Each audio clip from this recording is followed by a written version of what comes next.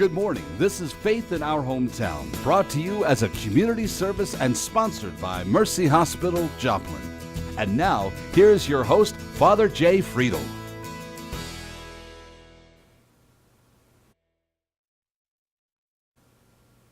Good morning, everyone. Can you believe it's almost the end of May? We are here this morning on another beautiful Sunday morning for Faith in Our Hometown. If you're joining us for the first time, this is our weekly conversation about things that matter to us as people of faith, especially in the greater Joplin area. And if you're returning, thank you for being such loyal viewers. You know, you can always contact us on Facebook. You can always contact us through the station. You can contact us over at St. Peter's if you've got story ideas or whatever. But this morning, we're going to be talking about faith development, and especially faith development for our little ones. I think it's something that any of us who go to church or have a faith background always say, well, how am I going to pass faith on to those that are going to come after? How am I going to do that in such a way that what I believe I'm going to hand on to the person who comes after me? So my guests this morning are going to be Joanne Lown, who's the principal over at St. Mary's Grade School, and Carrie Gavitt, who right now is the director of the Plaid Giraffe Christian Preschool. So join us, stick around for that great conversation, and we're going to be right back after this Mercy Minute. I've had mammograms on the bus probably 12 to 15 times. It has been a lifesaver for me.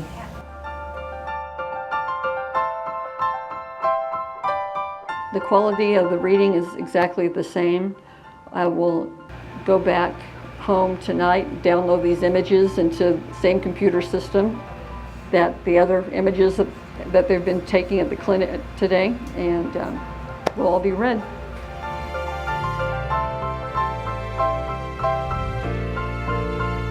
The earlier the better. Don't wait, don't put it off. Get started and do it every year.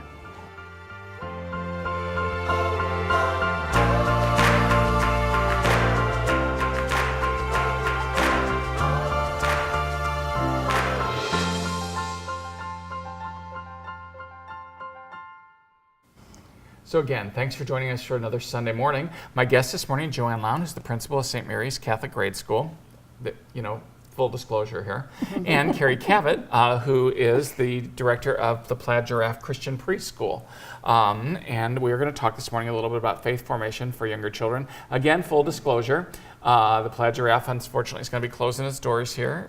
No, it'll still be open. It'll still be open. It's continuing on. Michaela Burgess has purchased it from me, and okay. So, yeah, it'll still Great. go on. Okay, well, all right, but now I guess full disclosure, we just recently hired Carrie to be our director of our preschool program, which is wonderful, Yes. we think, I'm for excited. us. Yes. Because Carrie, you got a good reputation. So why don't you tell us a little bit about yourself, and Joanne, then you can do the same thing. Mm-hmm. Just tell everybody who you are, how long you've been doing what you've been doing, and we'll just go from there. Okay, sounds good. Well, I'm Carrie Gavitt. I'm a Joplin girl, born and raised. I always tell people I was born on a Tuesday, and I was at church Wednesday, Sunday night. I grew up in church, and I actually started working with children in the mid-'80s, so it's, I think, my 33rd year of being involved with children in our area. We started about the same time, isn't that something? Wow. Yeah. So, and I love it, and I've been with the Plaid Giraffe for 12 years, and I'm just so excited about coming to St. Mary's, and I just can hardly wait. Well, again, one of the reasons why we went after you is because you've operated as a Christian, yes, as a Christian important. Program, which is very important to Yes, you. very important. And obviously faith development is important to us. Yes. We do a lot of investment in our kids, hence Joanne's job as the principal of our Catholic grade school. So Joanne, why don't you tell everybody a little bit about you? Well, my name is Joanne Lown. I'm principal. This is my rookie year of being principal, but I've been in education for about 20 years. Anywhere from teaching pre-K and developing that program to teaching seniors in high school. So one of the things I love about being at St. Mary's is we can educate and help form the whole child. We don't have to just worry about academics. We can address academics, heart, soul, mind, and body. And I think that's really a very important role for our schools to be able to take a holistic approach. Really, a lot of schools can't do that these days, right. And what a luxury we have that we can do that. Well, I think that any of us that run faith-based education would talk about it from that way. And of course, that really does that in a large way for all of our littles, our little ones, or our younglings, as I like to refer to them, okay? To quote Tolkien, okay? So that's one of his ways that he referred to them. But when I stop and I think about this, I mean, now we're not the only ones, obviously, that do this. Certainly, we've got our Lutheran schools in the area who also do a great job of trying to make sure they pass on faith to their kids. Certainly, College Heights, in terms of Christian education, trying to do the same thing. Of course, our Catholic schools here in Carthage. We've got our Joplin area Catholic schools, which include the 3 parishes there, and so we're all trying in different ways as faith-based organizations to try to make sure that we're raising our kids with faith and passing it on to them. So that's why I invited the two of you to talk about it a little bit this morning, because I want to make sure. I think that many of our viewers would share that passion and that desire. So how do we do that? How do we pass on faith to littles? I used to be a teacher at Oakland Little Prep School. Harold and Mary Snyder, that was actually one of my first experiences, were the owners, and they were just the neatest Christian couple. I learned so much from them. But, being there, we taught the children the Lord's Prayer. We taught the children a lot of faith-based songs, excuse me, and I had an opportunity to start another faith-based preschool in Joplin, First United Methodist Preschool. Yeah. And I thought to myself, I'm going to carry that on. So to this day, the children in my class, we pray, we teach them the Lord's Prayer, we teach them Bible verses, faith songs, we have chapel once a month, and so we're constantly reaffirming how important, how much God loves them, and you can talk to him anytime, and he's there for you. Yeah. So, and again, this is not to. I certainly do not want to denigrate the strong public schools we've got in our area, but one of the reasons why some of our Christian schools came about was, and certainly our Catholic schools came about, is that we really wanted to make sure that we could do it our own way in terms of passing on faith. So way back before we started Catholic schools, in the public school system, they did pray, but they were doing it kind of in their own way, and in some ways they were proselytizing our kids not to be as Catholic, and they didn't like that in the Northeast, in Boston and in Philadelphia and New York and those things. They didn't like the way that was happening, so basically we started our own education system so that we could do exactly that. We could teach them how to pray. Teach them how to pray our Catholic way, which, again, whether you like it or not, I mean, it's still ours, and that's why we do what we do. We want to be able to do that and do it without having to apologize to anybody or feel like we're doing wrong by anybody's kids that are in our system, because, the public school, unfortunately, has to kind of leave that out, because for them, it might be intrinsic, and I think values are intrinsic. It's not that I'm trying to make the public schools the godless void or anything, but what I'm saying is that it can't be explicit in the same way, because if you got a little preschool teacher who, or a little preschool kid who loves their preschool teacher, and their preschool teacher starts praying in a way that the family doesn't like, well, then you got a problem on your hands. Whereas when they send them to us, they know what they're getting, and they know that in some ways, that we're going to wash those kids through the Catholic Christian ringer, and when they come out, hopefully they're going to have a few marks, okay? Which is, and that's really what we're about in terms of doing that, Well, I love what you said, Father Jay, about leaving the marks. The marks should be not only having an incredible education, but being able to live a compassionate, loving, moral, and ethical life, regardless if they're just in preschool or pre-K, or if they're graduating from high school and going on to college or a profession. So I think that's something that we can't take for granted. And I think Catholic education throughout this whole country and throughout the world has that tradition of taking our Catholic vision and integrating all those wonderful Christian, or even not even Christian, just good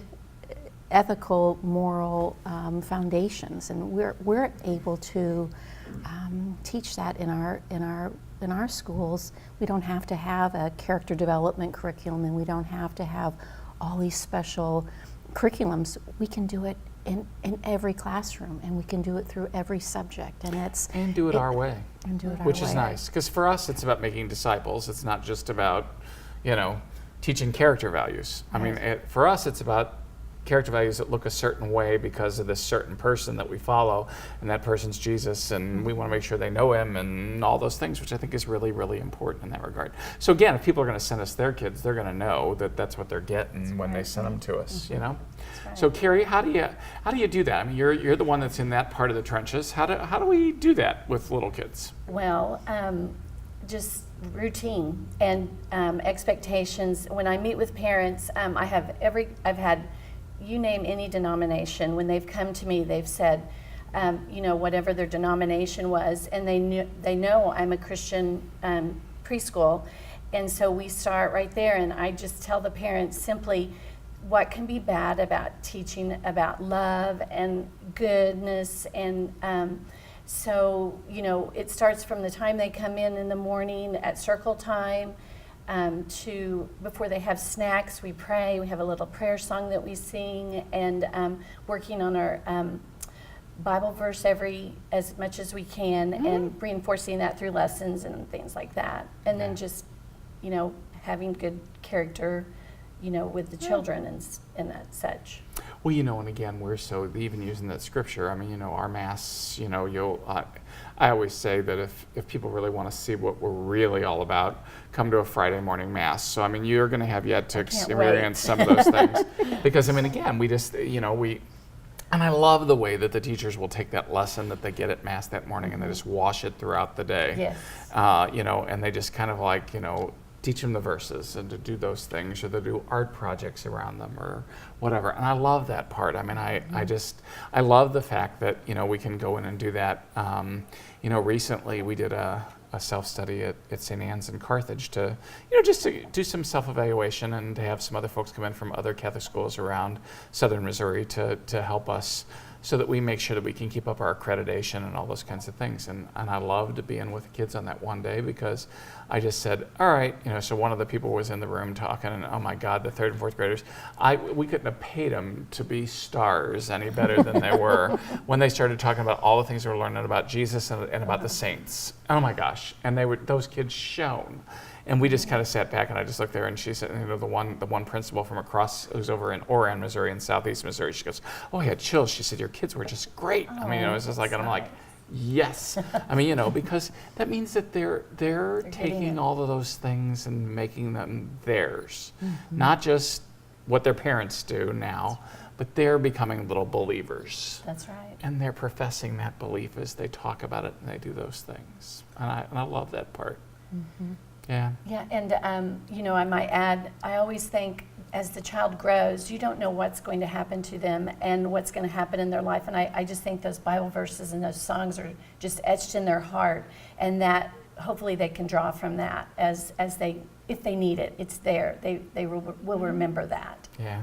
Well, I'm looking forward to seeing a bunch. I'm sure you know some songs that I don't know, and I love the fact that we'll get our repertoire stretched just a little bit in terms of some of that. I think that's a good thing. So again, my guests this morning are Joanne Lown, who's the principal at St. Mary's Catholic Grade School, and Carrie Gavitt, who just recently ended up her career at the Plaid, Giraffe, and is going to be our preschool director at St. Mary's during this coming year. And we're talking this morning about faith development, especially for littles. Or the younglings as we do that. So we are going to come right back after a real quick break. So grab a cup of coffee and refresh it or do whatever. And we're going to be right back after a real quick break. You're watching Faith in Our Hometown on KSN TV, brought to you as a community service of Mercy Hospital, Joplin.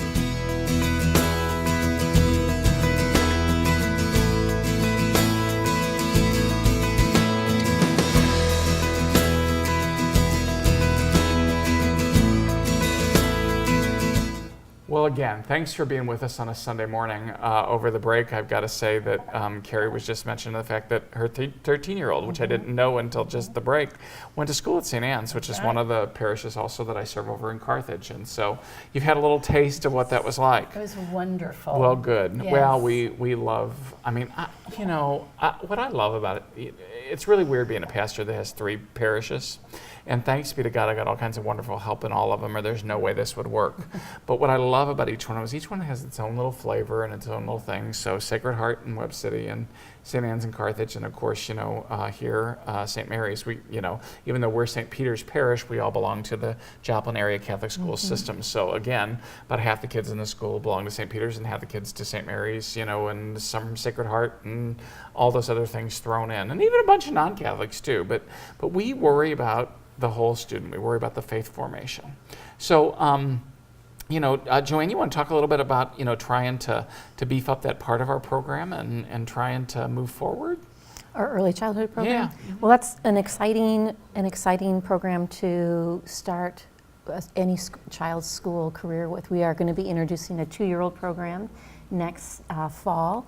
So not this fall, so not... Are 2019. Oh, so we are in 2019. We are right? Okay. we have enrolled and we why have does my it. brain have that the year after? But go ahead. No, See, this is it's why I'm talking to you. brand new program for 2-year-olds to help them get their faith formation started in their lives, but also a great beginning of their education.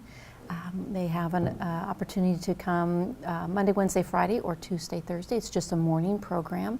And they will be transitioning right after that into our preschool for 3-year-olds that turn 4, and then pre-K for those 4-year-olds turning 5, and then getting them ready in those early childhood years to make that transition into kindergarten. Yeah. So, well, it's good. I love the fact that we're expanding a little bit. Our parents would always, many of our parents would ask us again. It's just like, when are you going to do something for the littler ones? Exactly when are you going to do something? So, I'm glad we're responding to it. I knew that the plan was on there, but I wasn't. I've got to tell you, real honestly, I'll make a confession right here on public television that I thought we were doing that not this fall, but the following fall. No, we're ready. Which is great. So we're launching. That's good. Yes. So 2-year-olds. A lot of our parents are going to be so pleased about that, which is great. We've had a great reception. We've had a very strong interest and have a nice enrollment already for our 2-year-old program. Wonderful. Wonderful. Love it.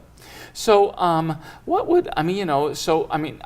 just for our viewers, who are interested in how we do this, how would a day at a Christian daycare look different than a day at a regular daycare? Just talk a little bit more about that.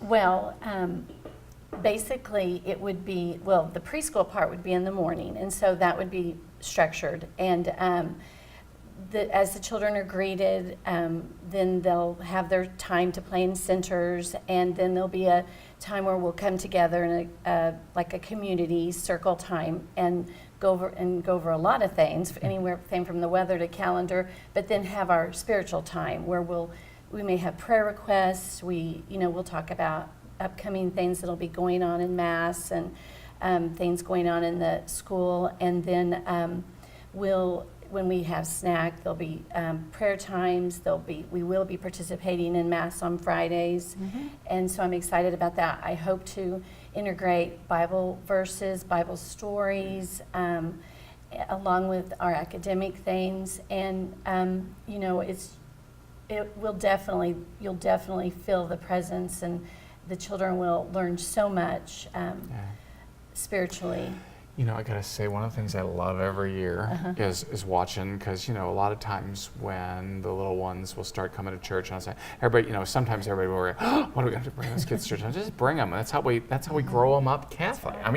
That's my whole thing. Bring them. And it's just like, they may not be perfect, or they don't have their Mass manners on yet. I'm like, what the heck? They'll get there, but they do learn. And one of the things I absolutely love, is just watching and hearing them learn their prayers as the year goes on. I know Mom and Dad are working on it at home. Parents are always the first educators of their children, and we're there to help. That's right. And that's why they ask us to help.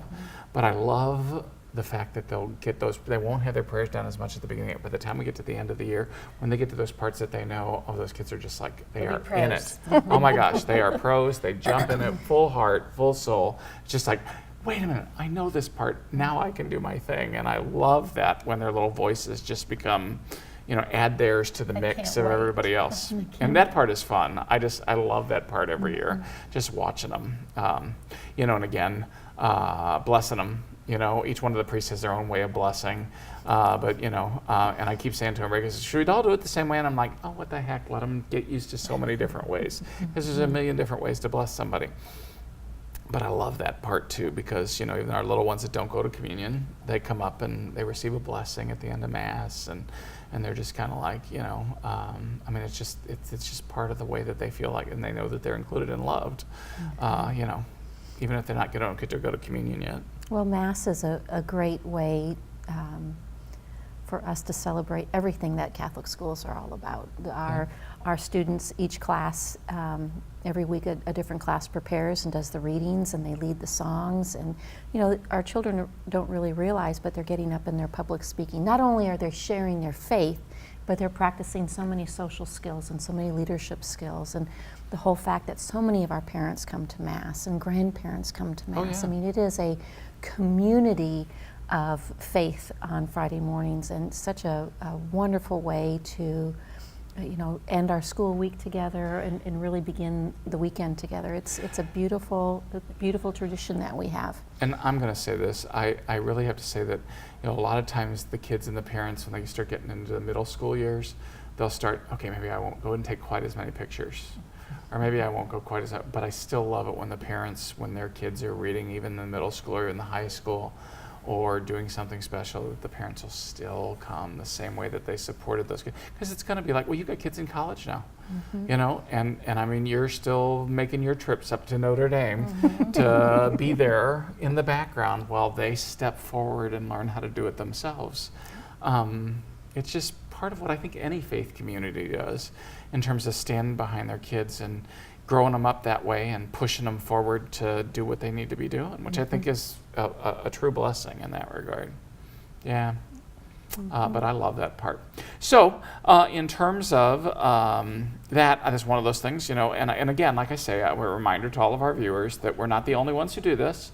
Certainly College Heights, certainly our Lutheran schools, and certainly there are other. I mean, I'm assuming that the person who bought the Plaid Giraffe is going to continue to operate it as a Christian. Right. daycare. Oh, yes, Okay. it will definitely. It'll be in a church home, and yes. Yes, definitely. good. And I know that St. Paul's and the Methodist Church, and the Lights, we got some great daycares and schools, preschools around the area. So any of the groups that do that, I mean, they're trying to do the same thing that we're trying to do.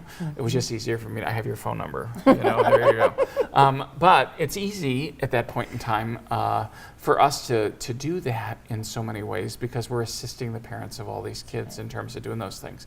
And again, I don't want our viewers to think, that I'm doing that because I think we're the only ones that know how to do that. I mean, there are other people out there who are doing the same thing, but in their own denominations and then with their own kind of flavor and taste, which again makes their little ones comfortable with the way that they're going to pray in church and the way that they're going to do those things as well. Yeah. Joanne, you're just finishing up your first year as the principal of St. Mary's. I mean, you lived through the first year at this point in time. I have survived. Last week was, like bang, that was it. We finally finished up, and you survived your first year. So congratulations. Thank you. Thank you. Do you have any good? What's your favorite memory of the year? Because this is your first year. This is your first time in being principal of a Catholic school, working in that way. Give me one of your favorite memories from the year, just out of curiosity. I think it would have to definitely be Friday Masses. It really wouldn't matter which week. I mean, I think that's, for me, a highlight. I get to sit up front with the kindergartners every week, and as Ju said, at the beginning of the school year, they may not know all the prayers, and they may not be doing everything quite right, but that constant care and compassion and nurturing for them. Also, the whole leading a school is a tremendous privilege, and I absolutely love it. But having the option of walking over to church and saying a quick prayer, or going over on Thursday afternoons for adoration, is being able to take what I believe as an educator and as a leader of the school and be able to apply my faith. It is empowering and inspiring, and I love it. Yeah. And that's why I took the job. Yeah. And Carrie, I say this to all of, because not all of our teachers are Catholic. Sometimes we find the best teacher who happens not to be. Now, of course, the Catholics have a little bit of an edge, so if we had two that were the same, and all of a sudden, bang, there you have it. But I will tell you the same thing I tell all of our Catholic school teachers. We love the fact that you're a person of faith. We're not trying to convert you or do anything. And you're welcome. As long as you learn how to think like a Catholic, you're going to do fine. Because otherwise, again, it's just we want everybody to be able to do that. And of course, there are lots of people who are not Catholic who send their kids in. I think they really are entrusting us with a much more trust even than our Catholic parents do, because they're saying, okay, we trust you enough not to mess with our kids, but we love your values enough that you're going to share those, which is a wonderful thing. We got less than a minute left. What you got? Any final words of wisdom to parents out there that are saying, how do I do this for my kid? I'd say enjoy your summer and make sure, I think the best way to lead your child in faith is to set a good example, and whatever your faith denomination, go to church with them. Yep, take those kids to church and Sunday school and do those things. Yes, and I verify and validate them. And if they don't always go to church, they can always come to a Christian preschool or Catholic school and get a lot, and the children would love it. Yeah, and again, I just we run these schools like this and the other denominations as well, because we're trying to assist the parents of the children in their duty as Christian parents, which is always very important. So again, my guests this morning, Joanne Lown and Carrie Gavitt from St. Mary's Grade School and Preschool. We're going to be right back to wrap up after this Mercy Minute. Blessings and greetings of mercy to you. My name is Anna Nichols. I am a Sister of Mercy and currently the leader of Heritage and Spirituality at Mercy International Association. I love the fact that sisters throughout time have gone where they have been called to go, and they have often picked up ministries that they never intended to pick up. 25 years ago, there were 22,000 Sisters of Mercy globally. Today we're down to about 6,200 with Sister Rock and some of the others. But despite the fact there are 6,500 or 6,200 sisters left, there is an amazing number of women and men of mercy who are working alongside us, and that continues to expand, and for me that is incredibly exciting. So as far as National Catholic Sisters Week, I really look at the legacy that they have passed on, and the fact that so many women, men, young people are living mercy today. That really is for me what's significant. Well, again, thank you for joining us for another Sunday morning here at Faith in Our Hometown. I'm always edified and just humbled by the fact that you take some of your time out of a Sunday morning to spend it with me and other people of faith around the greater Joplin area. One of the things I think with all of us, if we have a faith background, and even if we don't have a particular faith background, we want the best for our little ones. We want the best for those who are going to come after us. We want to take all the things that we've learned and cherished and love, and we want to pass those as best as we can onto those who are going to follow after us. And so one of the ways we do that is by educating them and raising them up in a practice of faith. We never really get it right. As I always say, we just keep practicing, and we hope that by practicing we're going to get a little bit better at it next week than we were this week. So I say to all of you, continue to care for your kids, continue to care for each other, enjoy the rest of your Sunday, and come back and join us next week for another round of Faith in Our Hometown. God bless. Thanks for watching. Faith in Our Hometown can be seen Sunday mornings at 6:30 and 9 a.m. on KSN. Brought to you as a community service and sponsored by Mercy Hospital, Joplin.